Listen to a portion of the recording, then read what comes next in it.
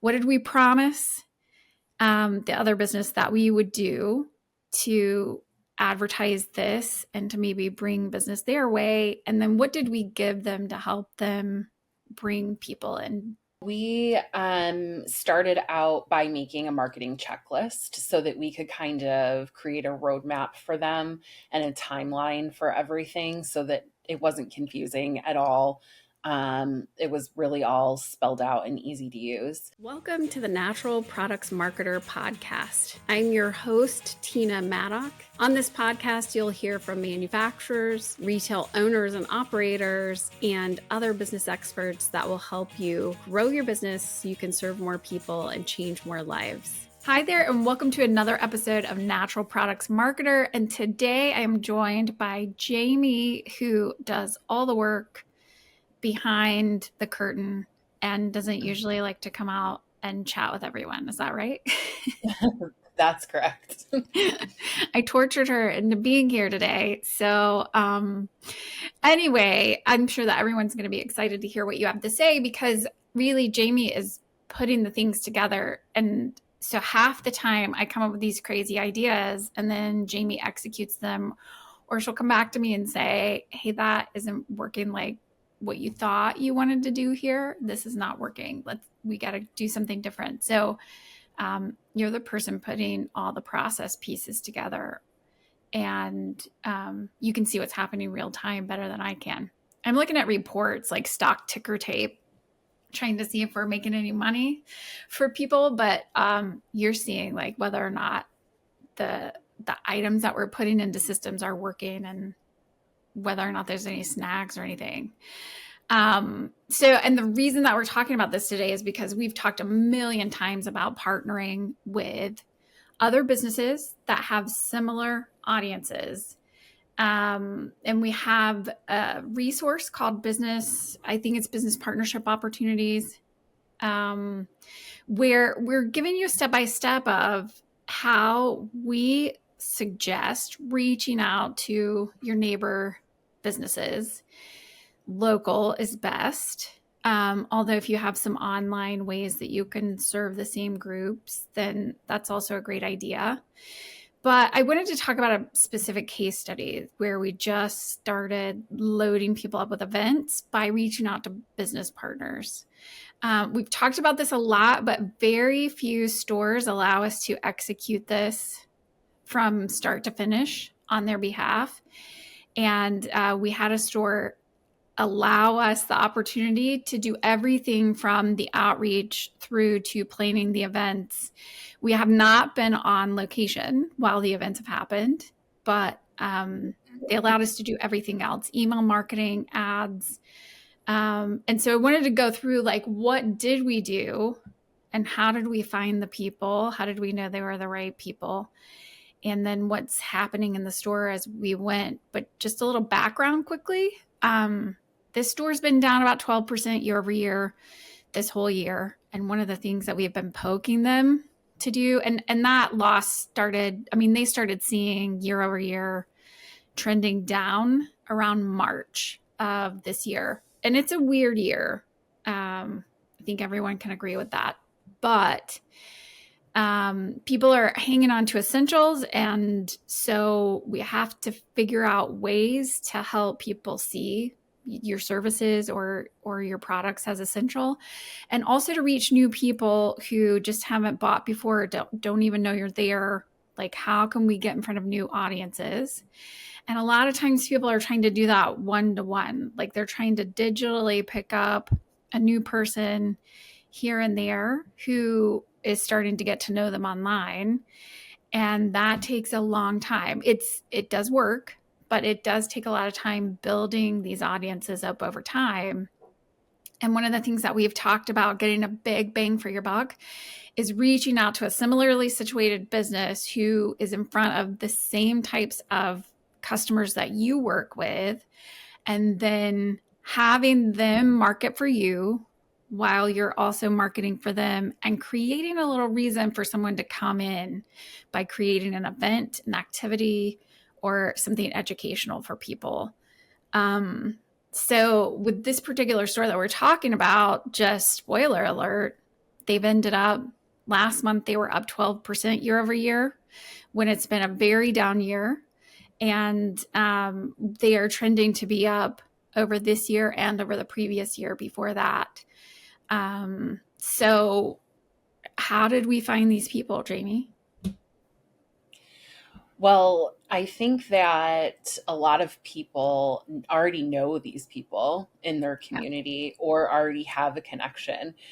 So it might seem like a daunting task to have to reach out to everyone, but chances are they already know people that they can connect with, whether it is just a local business that they frequent, or if it's people that they've met at networking events, or even maybe other business owners are coming into their store already to purchase product or services. So we have done some extra research to try to find other people in the community that we can reach out to. But the business that we were talking about already had a great start, like a list of people that they were ready for us to reach out to. Yeah. And, you know, I think about a year ago, maybe, correct me if I'm wrong on this, they had a business that came to them that probably was not exactly their customer, but active lifestyle customer who had come to them and asked to do some sort of pairing with them. And they kind of put them off, put them off, put them off. And so, but the fact that someone was interested in doing a co-sponsored event kind of got the wheels turning. And finally, when they were ready, and I really think the only barrier to making this happen was the business owner's time. She was feeling like, I'm going to have to do everything all by myself, and I don't have time to reach out and follow up with people. But the minute that they started talking about doing things like this, they did have people from their customer base and community start to reach out to say, you should have this person, or I'd love to be part of this. So we started adding those to the list, but also we did a little research, just Google Maps, same area. Like, what are some other locations in the area that we could just reach out to the business owners? And we've got some other tools where we can find like phone numbers and that sort of thing. But really, I just said to the business owner, all right, you keep putting this off because you're not going to do it. Let us do it start to finish. Just reach out to these people, set everything up for you. And then you just need to show up for the event. Can we do that? And she finally gave us some dates that would work. And guys, we're only doing like 2 events a month here. And we set up, I think, 3 or 4 to start with. And now we've got more people coming in. So I think if you're going to look for people, the first place I would look is like you said, Jamie, you've got people that you're going to their location already. And for most people, you are part of your target market, or you wouldn't have started a store in the first place. So if you just think about places that you frequent, your other customers are probably frequenting there as well. You could start there.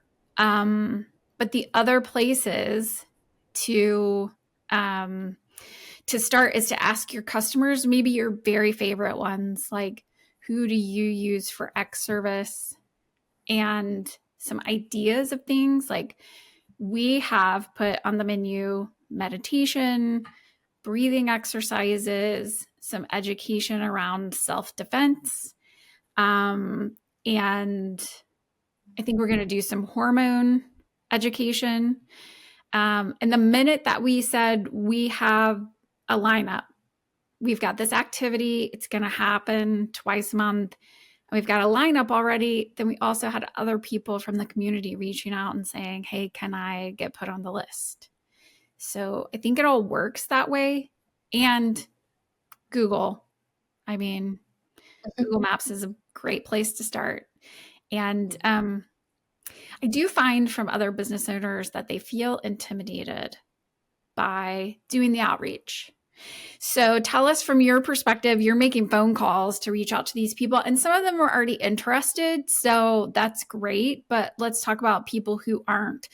Like, how does the conversation go? What do you say to them for people to start being like, hey, I want more information about what's going to happen. Tell me more.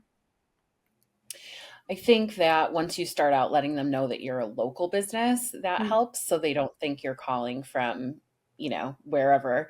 And it starts the conversation whether they've already been to your establishment or they probably know where you're located.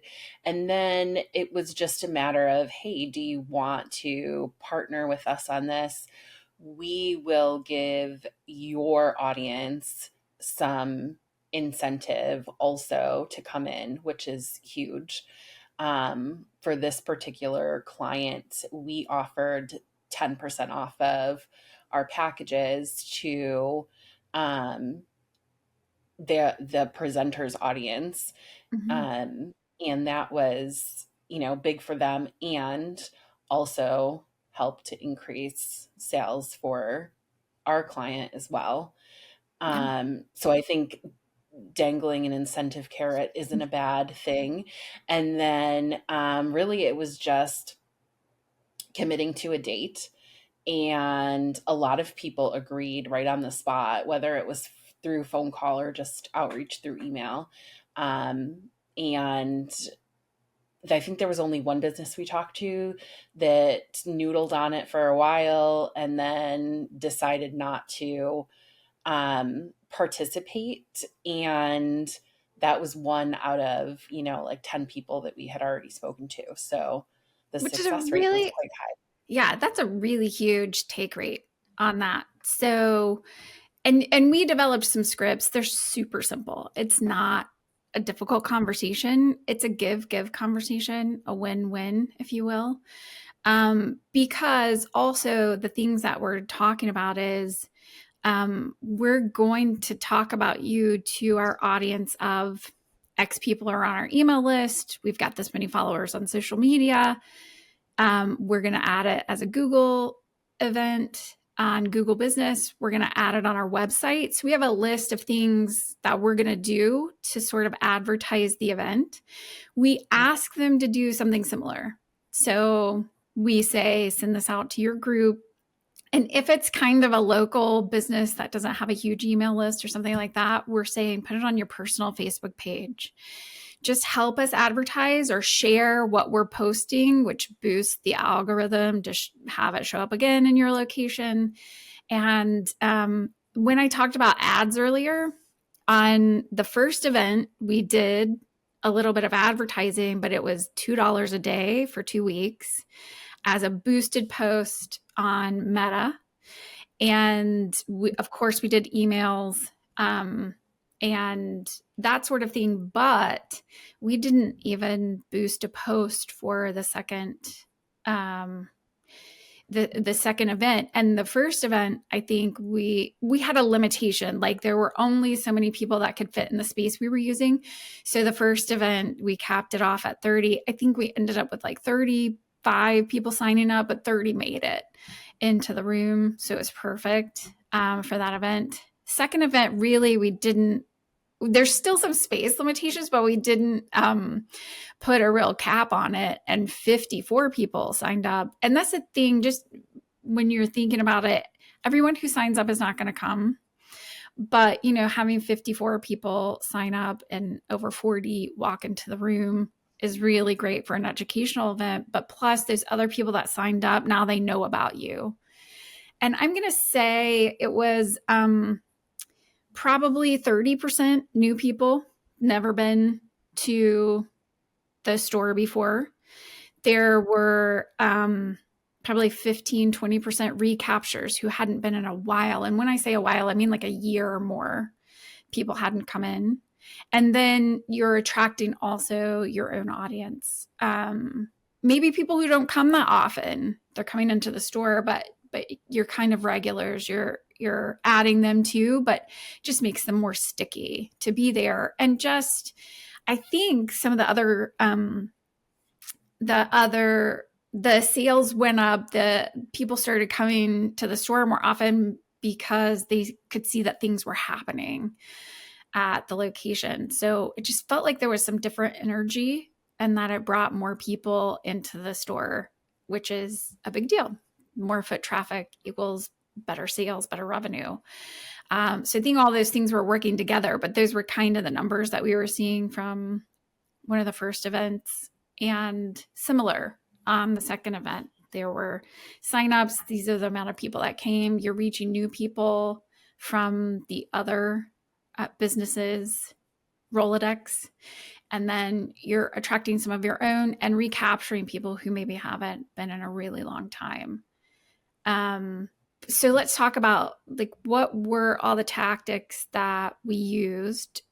What did we promise the other business that we would do to advertise this and to maybe bring business their way? And then what did we give them to help them bring people in? Yeah, so we started out by making a marketing checklist so that we could kind of create a roadmap for them and a timeline for everything so that it wasn't confusing at all. It was really all spelled out and easy to use. And then we made sure that we created email templates, social media templates, along with the graphics. And we also created some collaterals like posters, postcards that people could hand out at their own events, or even just at their store, at the register, or something like that. We also made sure that we, like you had said before, were posting the event to the Google My Business profile. And we created a Facebook event for the most recent event that we did.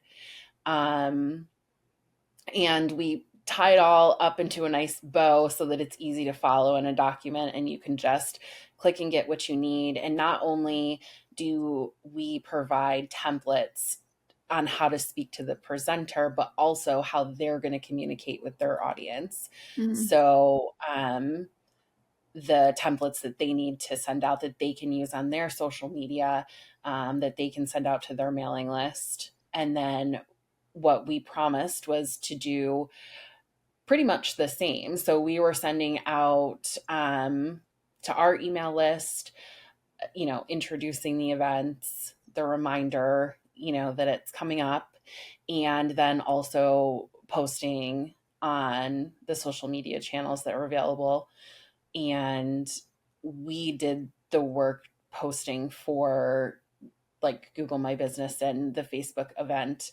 But it was pretty much the same content that we had already supplied to them. Yeah. And I just want to be a couple of things come up for me here because people have tried, kind of following our plan to do outreach to businesses, and some of them stumble over the script and some of them are fine with that, but then they forget to make it so easy for the other business to bring people to the event or to announce it and just get some traction out of whatever's happening in their business, whether it's just an online store and they just have a social presence, or whether or not they have a physical location where people are coming in and out, that there are materials for them to see that the person who owns their store or someone who has some subject matter expertise is going to be in a different location. So the easier you can make it for people, the more likely they are to follow the process and advertise on your behalf and bring new people to your location. And I do remember that we received emails back from some of these presenters who were thrilled that we had done all this work for them. They were like, oh my gosh, you guys made this so easy.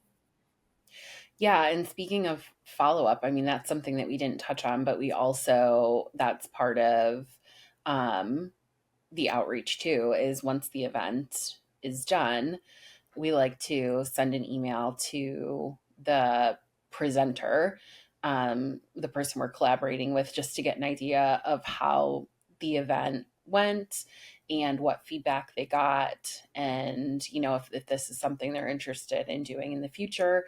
And then also from the attendees, we got some feedback, which is a great way, obviously, to make things more enjoyable and run smoother in the future, but also to, get testimonials Mm-hmm. for your website that you can use for your marketing, social media.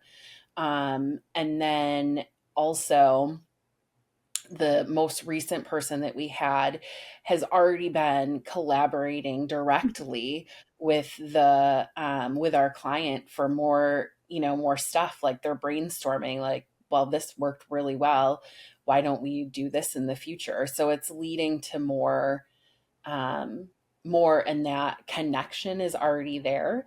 Yeah. So I feel like it's much easier for them to communicate and collaborate on that. Yeah. And, just thinking about this, the most recent event that we did, the presenter kept asking things like, how do I make this easier for you? Which gave us ideas too, because it was like, oh, well, if you could make sure that you give us these materials, then we'll be set. If there's any restrictions, like, the first class, it was like, we only have room for this many people because of the interaction that the presenter wanted. So just knowing those things ahead of time, which can make things feel more exclusive anyway. But I remember after the first event and we did outreach to everyone who attended, they gave rave reviews, like, so happy that that happened. And can you put this on the agenda more regularly, to the point that the business owner is now contemplating scheduling something regularly with a fee, because people were so jazzed about the experience that they had in that educational class. So it's possible that this could lead to extra services that generate income. Right now, we're offering these as free events, whether it's something participatory or it's something educational.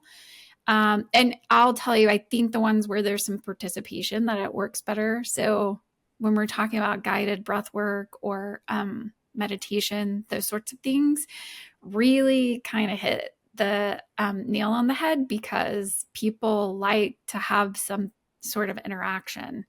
And I think, some of these classes have been for a specific thing, like guided breath work to release something, or meditation to overcome past trauma. So you even have a more focused, like, people know if it's for them kind of activity.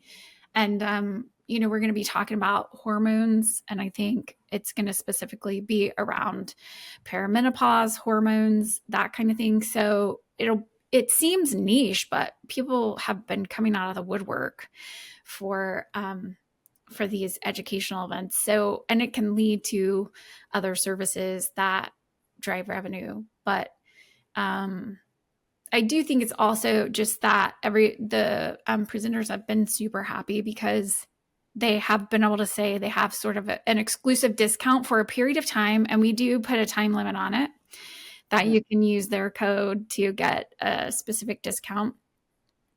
And it makes it feel like, oh, I can take something to my customers that they really can't get anywhere else. So that's an extra reason that someone would be willing to do this type of co-opt activity. Um, but making it easy is really important. And I also love that we were able, when we got the feedback from the participants, that we are giving those testimonials also to the other business owners so they can use it on their website. So again, the more that you can kind of make this a win-win for everyone, the more people are going to be willing to participate.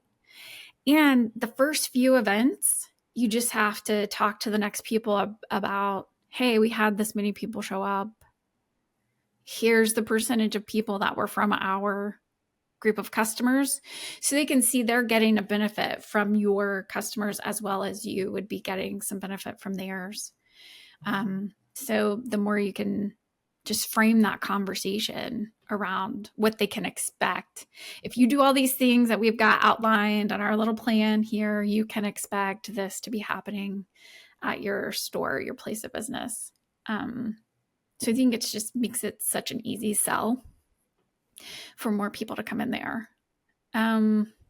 Okay, so we've been through like, what did we promise? What did we provide? How did we get this out in front of people? I want to hit on the ads just for a second because we did do this on the first event. And then the second event just started, it came out of the gate running. So there was no need to do ads related to that. But creating the right audience on Meta was important so that you don't have to spend so much money for it to learn.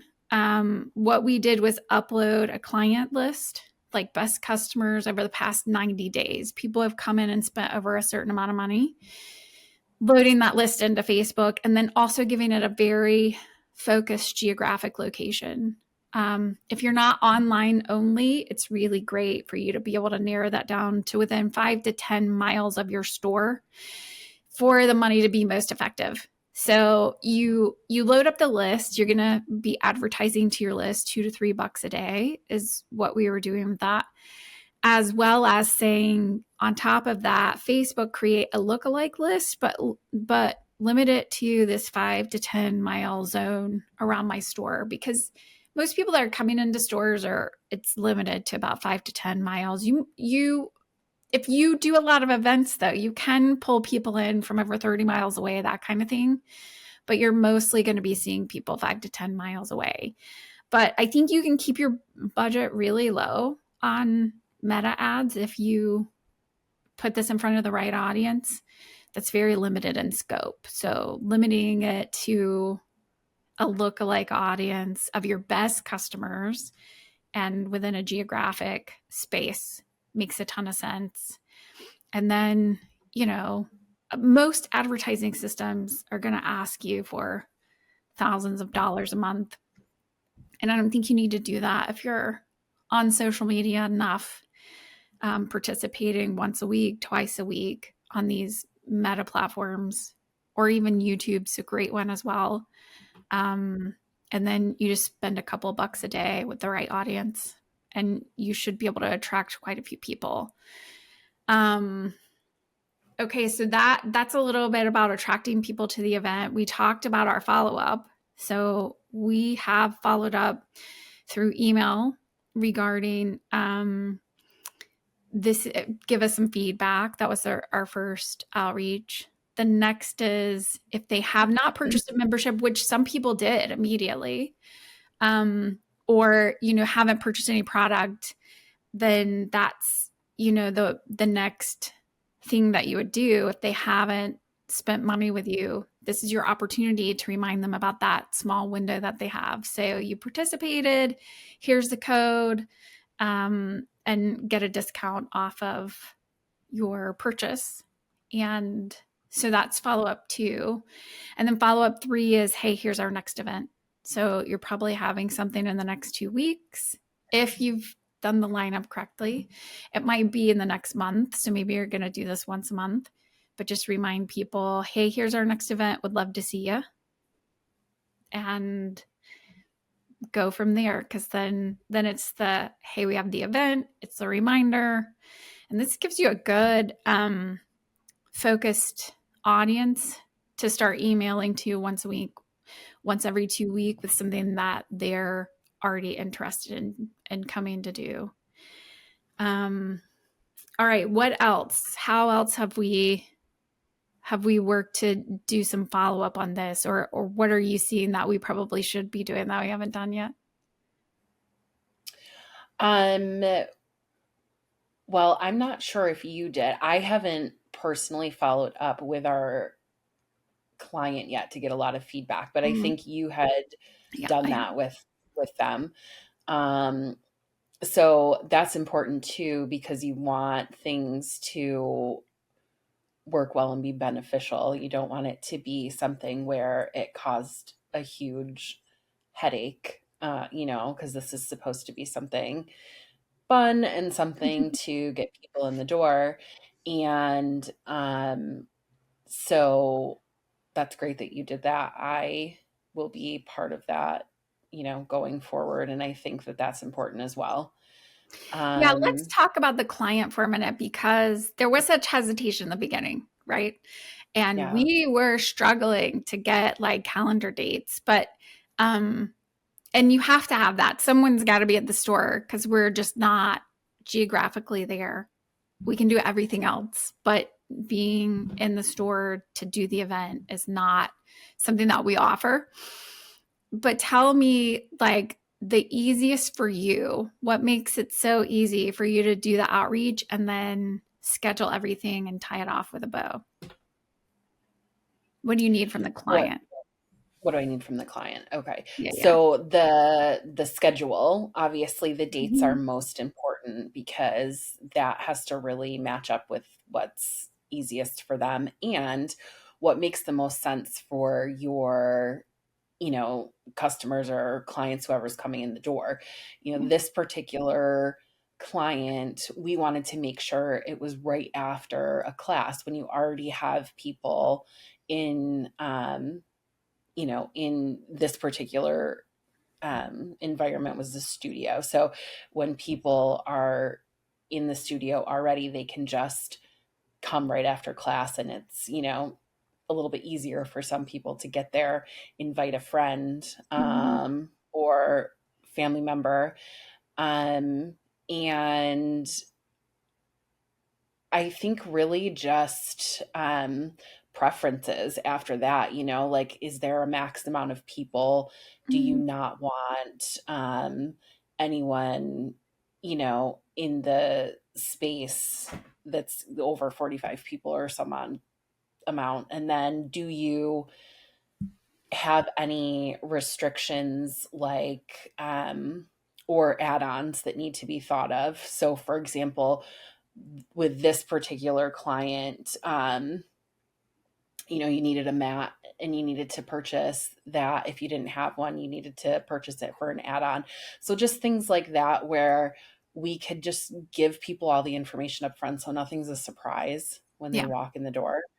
Yeah. Um, Which works and better. So this kind of brings me to Jamie, like it works best if you have a way for people to register for the class, the event, yeah, because then you can remind them first of all, but secondly, and you're reminding people that are very interested, but second, you can be like, hey, don't forget, these are the items you're going to need, or this is what you can expect from the experience. We're going to be spending this much time doing this much time doing that, or whatever. Or hey, you're going to need some things. We have a minimum amount to offer. Anything else you'll have to purchase for X dollars.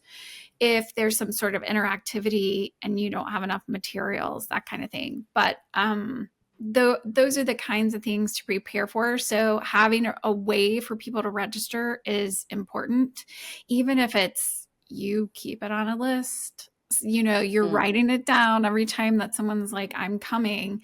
You can have them email you. It doesn't have to be a formal like form for them to fill out, but it does make it easier if they can just click a button and be like, I'm in. Um, and yeah. also, Plus that, yeah, go ahead. Sorry. I was just going to say, then that gives you, their email and their contact information for future Yeah. communications too, even Yeah. not related to the event. So that's important information to have. Yeah. Also, just the follow up, and tracking who came and who didn't, because you can send two different tracks of messages out of, we're so glad that we had you there. Everyone had a great experience. Tell us more about yours. To, hey, we hate that we missed you. Thanks for signing Mhm. up. You can still enjoy all of these benefits or discounts or whatever it is that you want to talk about. You were talking about like making sure that you're scheduling it at a time that's good for the customers. One way to do that is, when is a busy time? Like what's right after some of your busy moments? Where flow's kind of going down, but people might be around a little bit earlier, and you can keep them hanging out a little bit longer because they're used Yeah, to coming in that time. we had one client who was really working on like children's products, and they had morning events Mm-hmm. like with children that were not in school at the time. And so they're already up and they're fed and they're ready to go, but it's before nap time. And so if that was your audience, was to get in, you know, young moms that were, you know, catering to their children, then that, you know, the morning time worked better for them. So it's just all Yeah. based on whomever you're trying to reach. And we help to, you know, discuss that with them Mm-hmm. and figure out what's best. It's, you know, as a support, they don't have to do that all on their own. Yeah. Yeah. And I mean, if you remember being a busy mom, you often look for ways that to occupy your children's time without you having to set up an entire event yourself. Reading days at the library are fun. Bubbles in the park. Like, if there's a way that you can have an organized activity where you might be able to just sit back and be like, ah, for a minute, then that's great too. But yeah, so back to having conversations with a client. Yes, I'm the one that's on the front line of doing that. I know that you guys are in contact typically about scheduling and everything, but from the Mhm. client's perspective, um, like I said, number one, the biggest fear was I'm gonna have to do this all by myself, and I'm zapped because I'm doing things like buying toilet paper and just keeping the lights on in this place, which everyone that's listening has experienced those days. And then we're telling you, hey, you can grow your business, just spend a few more hours on it. And so, yeah, this is like, oh no. So I think her initial response was, yes, we need to grow, but I'm maxed out. Like, what am I going to do? So this has been a lifesaver for her to have someone else making these connections and helping things happen. And then after the first event, I debriefed with her immediately the next day and had a conversation about, oh, I wish I would have had this or known this thing, either from the presenter or from a logistics perspective. It would have been easier if, and fill in the blank. So we have those conversations after the event, and then we can add to our checklist. Oh, yeah, that would make it easier for everyone if we had this information ready. So it just helps us shore up any missing pieces that will make it easier for everyone. Um, and overall, I mean, she has felt like it's just brought a bit of energy into the store that she wasn't feeling there before. And so I think she's really excited about the fact that that many people are willing to come at a time when they're not typically open and hang out and then end up becoming customers and that kind of thing. So she's been thrilled around that and around the volume of people. We've talked to people who have worked on these types of things before, and usually the first event or two. And I think too, Jamie, like the first event that she did on her own, which made her really leery of doing this at all, by the way, because she tried to do an event on her own. And I think 3 people came, and she was like, Mm-hmm. I'm not doing all this work for that. Yeah. But and that's why it's just when you have the right full marketing plan around this, it works. But if you're just trying to sort of make it happen on the side, it's not as fruitful for sure. Um, so you know, that's why we've made a whole plan around it. And we can share those resources with you guys if you're interested. Just shoot us an email, info@naturalproductsmarketer.com. We're happy to share our resources for business partner opportunities, but also we're here to help if you'd like to try this out. I think the most successful way to do it is to try it for 90 days.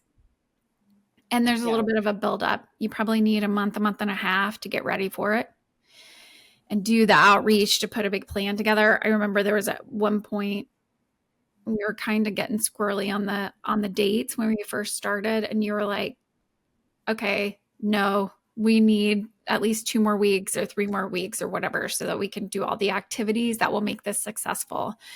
Yeah. So we can tell you guys, like, having things planned a month in advance really makes it a lot easier to get people interested in coming. So, you know, The runway to get this started is a month and a half, to put the agenda in place and then to start marketing it. And then probably 2 months in, you can start having your events after everything's set up. And then you just keep adding on to the back of it, having more and more events. But to be the most successful, we'd say if you wanted our help with something, 90 days, let's do a 90-day plan of events. And again, we're only doing 2 a month. So it's once every couple of weeks, but you could do 1 a month if you wanted, or every week. You can do something where it's just sort of expected. You've got a new thing going on once a week. But I think the 2 weeks has been really nice because it gives people a minute to breathe in between the activities that are happening. Yeah, and it helps to be able to get out the email communications and social media posts without it being like on top of each other. Yeah, without it being too much information coming at everybody at once. And now is a great time because if you're planning, for the new year, now would be a great time to do that and start setting up stuff in January and February. Yeah, totally agree. Hit the new year running. And, we've planned around different holidays and everything with this particular store, and it's still working. Yeah. So do this yourself, or have us help you do it, or have someone else help you do it. Whatever you do, I think just having events at your location where you're partnering with another business is a great way to get in front of a lot of people at one time without having to do a ton of work. Because you might do a little bit of work on the front end, like getting things together, but once you put it in place, kind of a process that just sort of works by itself and generates other activities and business ideas and audience, all sorts of things. So I think you just can't go wrong with reaching out and doing these business partnership opportunities. I think that it has been really beneficial for everyone involved, the business owner, the person presenting, and the people coming. So it really is like a win for everybody. Yeah. And if you've got some giveaways you can give while people are there, even better. I think that just makes everything a little bit more sticky. But this will also evolve, like as we do more of these from start to finish for people, then I know that we'll come up with more ideas. I am full of ideas. And Jamie's like, oh no, we're adding another thing. I love ideas. Good, I'm ready. Okay. Well, that in a nutshell, that is how we are growing another business 12% year over year right here, October, November time, where things are trending back up in stores a little bit naturally. But for someone who had really lost a ton of momentum in this very strange year economically, where people are really focusing on necessities versus doing things that feel like you can toss them if you don't need them. This has been a real win for a store who really needed it this year. So highly recommend, whether you do it yourself, you have someone else do it, or you give us a call and say, hey, guys, can you help us with this for 2026? We'd be happy to be your partner. But either way, just make sure you're having events in your store. It will increase your revenue. All right. Thanks for coming, and we will see you next time. Thank you so much for joining us for the latest episode of the Natural Products Marketer podcast, where we're here to help you grow your business so you can serve more people and change more lives. If you have any questions that have come up during this episode or others, or there's just a retail challenge that you're facing today, I would love for you to reach out to us at info@naturalproductsmarketer.com. We're here to answer questions.